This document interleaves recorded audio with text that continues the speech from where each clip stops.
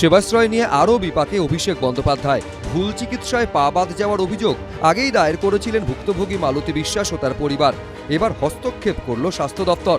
সোমবার ভুক্তভোগীর পরিবারকে নথিসহ ডেকে পাঠানো হলো স্বাস্থ্য ভবনে। অন্যদিকে শনিবারই পা বাদ যাওয়ার ঘটনায় এফআইআর দায়ের করল রবীন্দ্রনগর থানার পুলিশ। ওরা বাঁপাটা অপারেশন করলো। বাঁপাটা অপারেশন করার পরেও দেখলাম যে অসাকসেস। সেবাশ্রয়ের যে ওষুধটা খেয়েছে সেই ক্ষেত্রে বেড়ে গেল, তাদের ভুল ট্রিটমেন্টের জন্য পাটা বাদ গেল। 2025 সালের 6 ফেব্রুয়ারি হাঁটুর সমস্যা নিয়ে সেবাশ্রয়ের ক্যাম্পে গেছিলেন রবীন্দ্রনগরের বাসিন্দা মালতী বিশ্বাস। অভিযোগ, সেখানে ভুল চিকিৎসা করা হয় তাঁর। পরবর্তীকালে পার্ক সার্কাসের ন্যাশনাল মেডিকেল কলেজে অস্ত্রোপচার করে পা বাদ দিতে হয় 58 বছরের এই মহিলার।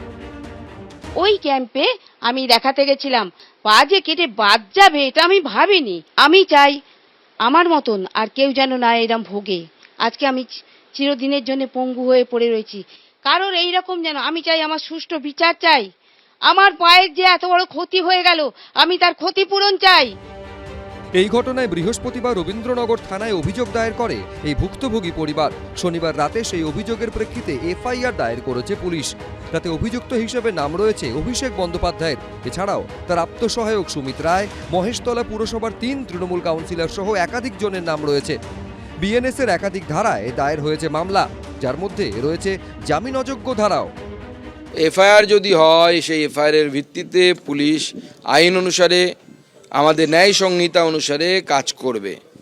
আর অভিষেক বন্দ্যোপাধ্যায় আজ না হয় কাল জেলের ভেতরে যাবেনি, কেউ বাঁচাতে পারবে না। এত কাণ্ড করে রেখেছেন, শুধু এই দুরাশ্রয় সেবাশ্রয় নয়, আরও অনেক কাণ্ডকীর্তি করে রেখেছেন, যে কাণ্ডকীর্তির জন্য উনি এমনিই জেলে যাবেন। তো বড় মাছ তো একবারে ছিপে ওঠে না, একটু ঘুরে ফিরিয়ে তারপরে তুলতে হয়। সত্যিকারের পা কেটে থাকে, তার তো অভিযোগ করার অধিকার আছে।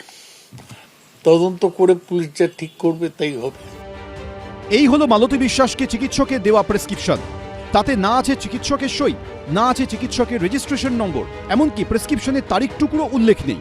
এই প্রেক্ষাপটে এই ঘটনায় স্বতঃপ্রণোদিত তদন্তে নেমেছে স্বাস্থ্য দপ্তরও। সোমবার বেলা 11টায় সেবাশ্রয় ক্যাম্পে তার চিকিৎসা সংক্রান্ত সমস্ত নথি নিয়ে ভুক্তভোগীর পরিবারকে স্বাস্থ্য ভবনে ডেকে পাঠানো হয়েছে।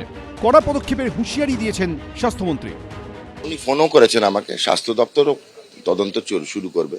সোমবার উনি আসছেন আমাদের স্বাস্থ্য দপ্তর সব কাগজপত্র নিয়ে। যদি দেখি আমরা এটাতে গলত আছে, যে ডাক্তারবাবুরা এই চিকিৎসা করেছিলেন আর যার অঙ্গুলি হেলনে এই চিকিৎসা, এই সেবাশ্রয় নামক নাটক শুরু হয়েছিল, তাকেও কিন্তু তদন্ত করা হবে এবং তলব করা হবে। দরকার হলে পুলিশি যা ব্যবস্থা নেওয়া হবে। এখন পুলিশ ও স্বাস্থ্য দপ্তরের তদন্তে কি উঠে আসে সেটাই দেখার। পার্থপ্রতিম ঘোষ, সন্দীপ সরকার, অনির্বাণ বিশ্বাস, এবিপি আনন্দ। এবিপি আনন্দ, এগিয়ে থাকে, এগিয়ে রাখে।